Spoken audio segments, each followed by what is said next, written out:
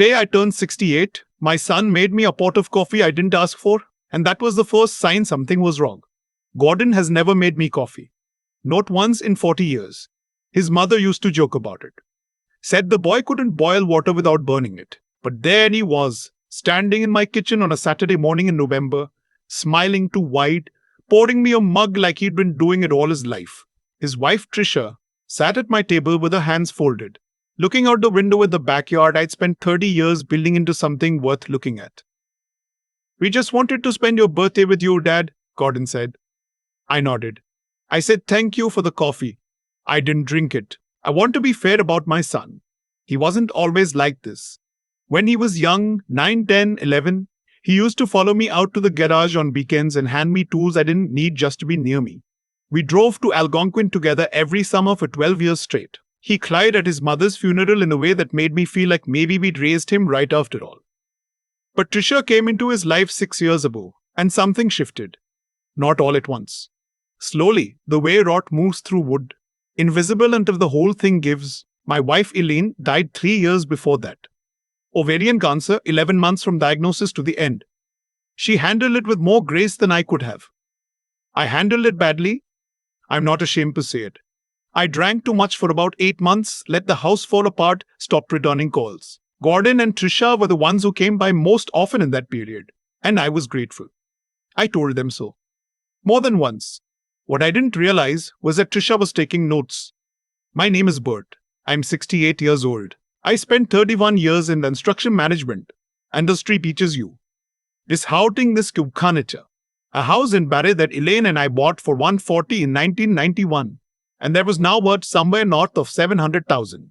And a small portfolio my brother-in-law helped me put together over the years. I wasn't rich. But I was comfortable and I was careful and I had no debt. Trisha knew all of this. Gordon had told her, I'm sure of it, though he's never admitted it. She knew the house was paid off. She knew about the pension. She even knew somehow about the TFSA I'd been maxing out since they introduced the program. 6 months before that birthday, Gordon came to me with a story about a business opportunity. A friend of his, someone named Dex who I'd never met, was opening a second location of some kind of fitness franchise in the Barrie area and needed investors. Gordon said he'd looked into it, that the numbers were solid, that with a modest investment, we could both see strong returns in 3 to 5 years. I asked him how much he thought was modest. He said 80,000. I told him I'd think about it. I didn't tell him that I'd already spoken to my financial advisor, a woman named Pam who had been managing my portfolio since Elaine died, and that she told me to run the other way. She said she'd seen that pitch before. Not that specific one, but the shape of it. The urgency. The personal connection, the vague returns. She said the friend who stands to profit is never the one who tells you the risks. I told Gordon I wasn't interested. He was quiet for a moment. Then he said, Dad, you can't just sit on that money forever. I said I had no intention of sitting on it forever. I had every intention of sitting on it for exactly as long as I wanted to. He dropped it. But something changed in his manner after that. He called less. When he did call, the warmth was thinner, more effortful, like a man reading from a script he wasn't quite sure of. Trisha started calling more. She was good at it, I'll give her that.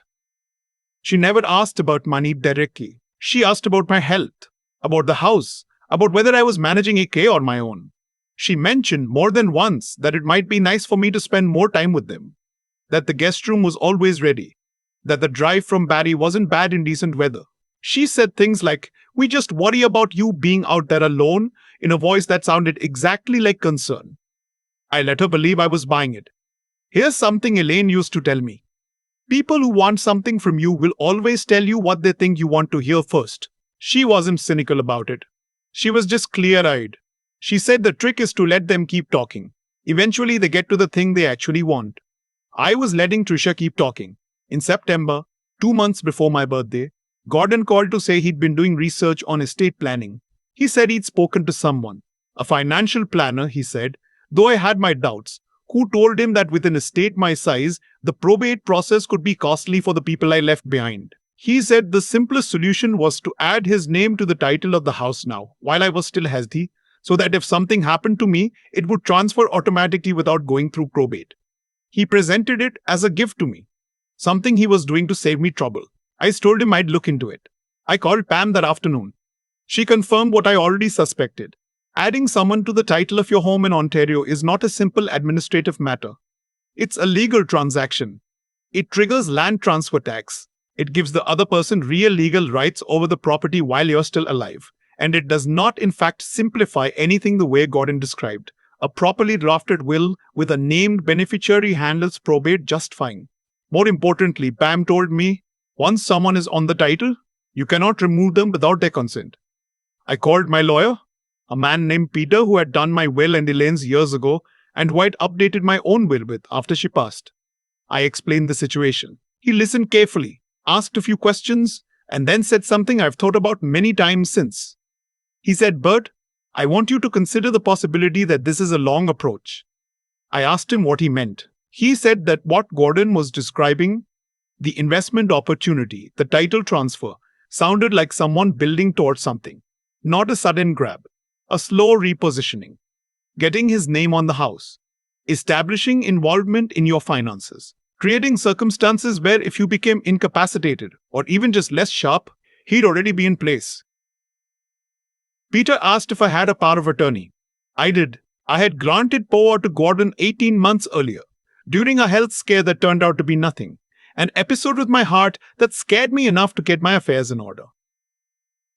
Gordon had seemed genuinely concerned at the time. He'd driven down from Newmarket on a Tuesday night just to be with me. Peter was very calm about it. He told me to come in. He told me we had options. He told me that a power of attorney can be revoked at any time as long as the grantor has capacity. Meaning, as long as I was mentally competent, which I absolutely was. Gordon had no legal authority to act without my direction. I went to Peter's office the following week. I revoked the POA. Peter drafted a new one naming my nephew Curtis, my late sister's son, a good man who lives in Guelph and who has never once asked me about my finances. I restructured the title arrangement on the house to a properly drafted will that names Curtis as executor and does not give Gordon any automatic interest in the property. I also updated my beneficiary designations on my TFSA and pension, something I should have done after Elaine died and had been putting off. Peter suggested one more thing. He said if I was uncertain about Gordon's intentions, the cleanest way to understand them was to say nothing and watch. So I said nothing, and I watched. The birthday coffee suddenly made a lot more sense. That morning, the third Saturday in November, Gordon made coffee and Trisha sat at my table and they were both extremely pleasant. Gordon helped me fix a screen door that had been sticking since August. Trisha brought a butter tart from a bakery in Newmarket that she knew I liked. They sang to me. The two of them, slightly off-key, and I laughed because I couldn't help it. Around noon, Gordon said he needed to make a quick call outside. Said it was work, something to do with a supplier. He stepped out onto the back deck, and Trisha immediately started asking me about whether I'd found a good doctor in Barrie since my old one retired. She was engaged, curious, chatty. She touched my arm twice. I excused myself to get more coffee. Gordon was standing near the cedar hedge at the back of the yard, about 20 meters from the kitchen window, which I had cracked open that morning without mentioning it to anyone. He had his back to the house. His voice was low, but the air was cold and still the way it gets in Barrie in November, and I could hear him clearly. He was talking to someone. I didn't know who. He said, "She's keeping him busy. Go now. The spare key is under the green pot by the side door, the same place it's always been. The locksmith is waiting at the end of the street. Just let him in and have him start with the front door. We need the old locks out before he gets home." A pause. Because if the locks are already changed before he realizes anything, it changes the whole conversation. Trust me. Another pause. Then, he doesn't know anything. He's never going to see this coming. I stood at my kitchen counter and I held my coffee mug and I was very still for a moment. Then I went back to the living room and I sat down across from Trisha. And I asked her what she thought about the Leafs' chances this season. And she said she didn't really follow hockey. And I said that was a shame. And we talked about absolutely nothing for 22 minutes while Gordon finished his call and came back inside smelling like cold air and something that might have been guilt. What Gordon didn't know, what neither of them knew, was that I hadn't kept a spare key under the green pot by the side door since August. I'd moved it when Peter first suggested I pay attention. The new spare was with Curtis in Guelph. What they also didn't know was that I'd installed a video doorbell on the side entry in September. I told Gordon it was because of package thieves. That part was even true, and what they absolutely did not know was that Peter had sent a letter to Gordon's address 2 weeks prior, registered mail, requiring a signature, informing him that the power of attorney previously granted to him had been formally revoked, and that any attempts to represent himself as my legal agent would constitute fraud. Peter said Gordon had signed for it. He hadn't said a word to me about it. So Gordon knew the POA was gone. He knew he couldn't act through legal authority. And his response had been to try a different door. Literally. I watched them leave that afternoon around 4 o'clock. Trisha hugged me at the door and said she loved me. Gordon shook my hand. He'd always been more reserved about that kind of thing, and said we should do this more often. I said absolutely. I went inside and I checked the camera app on my phone. There was a 40-minute window of footage from the side door. A man I didn't recognize had arrived about 20 minutes after Gordon stepped outside, spent 10 minutes at the door, and left. He'd clearly found no key. The locksmith at the end of the street, if that's what he was, had apparently decided not to wait. I forwarded the footage to Peter. Peter filed a report with the Barrie Police Service the following Monday. He flagged it as an attempted unauthorized entry and potential elder financial abuse, which is a category that Ontario investigators take seriously.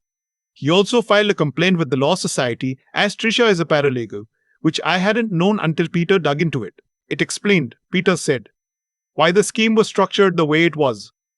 She understood exactly what she was doing. I called Gordon that evening. He answered on the second ring. I told him I knew about the locksmith. I told him I knew about the call from the backyard. I told him about the camera. I didn't raise my voice. I didn't cry. I've had 3 years of practice being alone with hard things, and I've gotten fairly good at it. He was quiet for a long time. Then he said, Dad. I said, I don't want to hear it tonight, Gordon. I need you to know what I know, and I need you to know that Peter is already involved. He didn't say anything after that. I hung up. That was 4 months ago. Gordon has called twice since.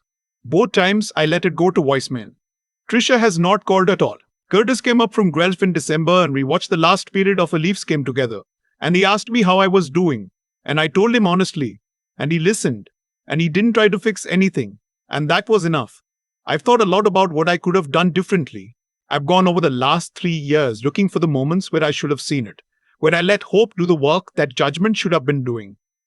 I was lonely after Elaine. I wanted my son to be what I needed him to be. It's not a complicated thing. It's just human. But here's what I've come to understand. My house is still mine. My finances are intact. My POA is with someone who has never once looked at me like a problem to be managed. And a 68 years old in a province with decent weather about 4 months a year. A pension that covers my costs. And a nephew who texts me bad hockey jokes on Tuesday mornings. I am not a man who has been beaten. Elaine used to say that the people who underestimate you are doing you a favor. I didn't fully believe her when she said it.